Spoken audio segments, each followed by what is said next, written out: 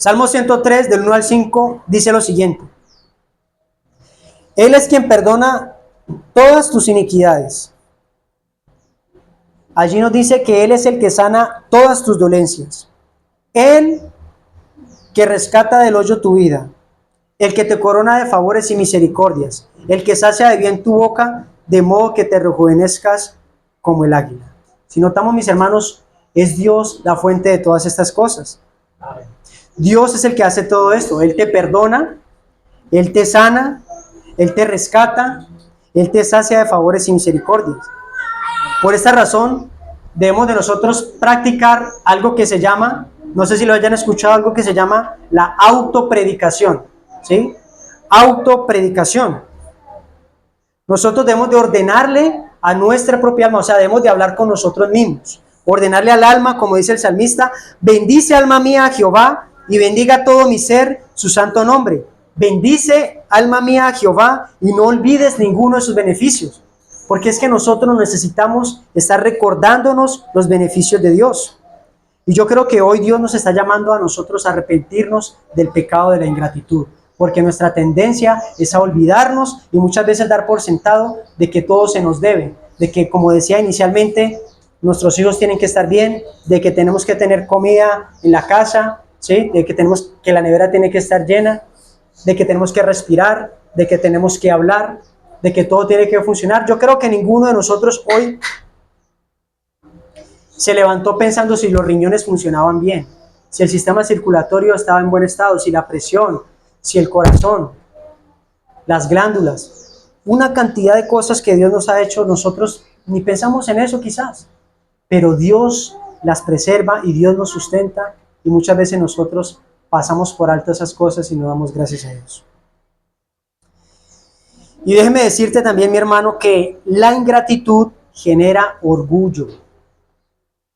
La ingratitud genera amargura, dureza de corazón, altivez, e incluso la ingratitud puede ser que encienda, si eres hijo de Dios, encienda la ira paternal de Dios, y no solamente contigo, sino con los que le rodean.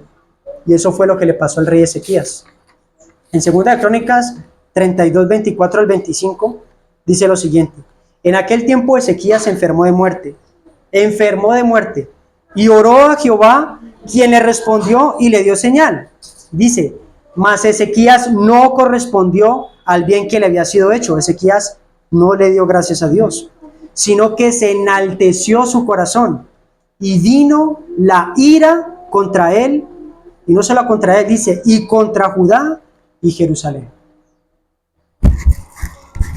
Por eso, mis hermanos, la gratitud es algo que nosotros debemos de cultivar y no es algo que sale por naturaleza. Debemos de reconocer, muchas veces le oramos a Dios y a mí me ha pasado que le oramos a Dios por algo y Dios nos da ese algo y muchas veces no damos gracias a Dios por ese algo. Como alguien dijo, nosotros somos prontos para olvidar lo que debemos recordar y fácilmente recordamos lo que debemos olvidar. Repito eso.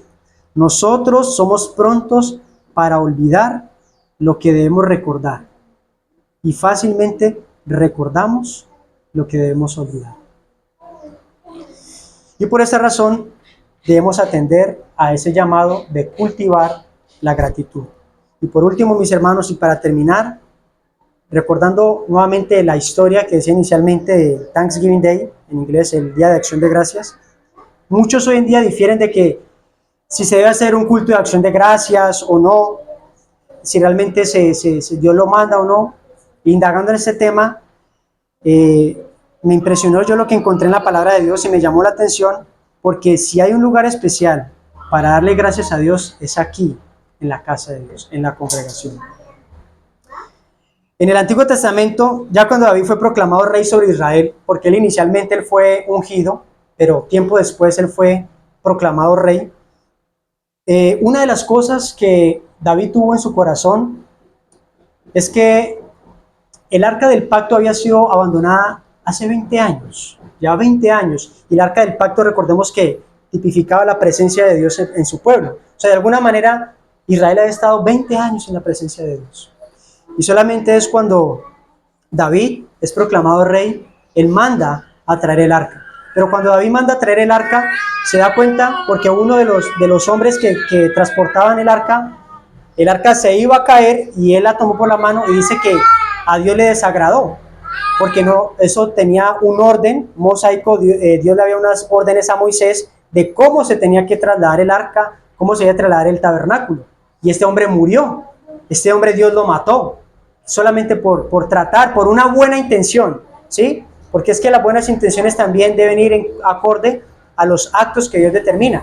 Y Dios lo mató, y a Dios le desagradó. Entonces David entendió eso y él dijo, no, los sacerdotes se tienen que santificar, tienen que purificarse, y así vamos a hacer las cosas como la palabra de Dios dice. Entonces, conforme a Moisés lo estableció,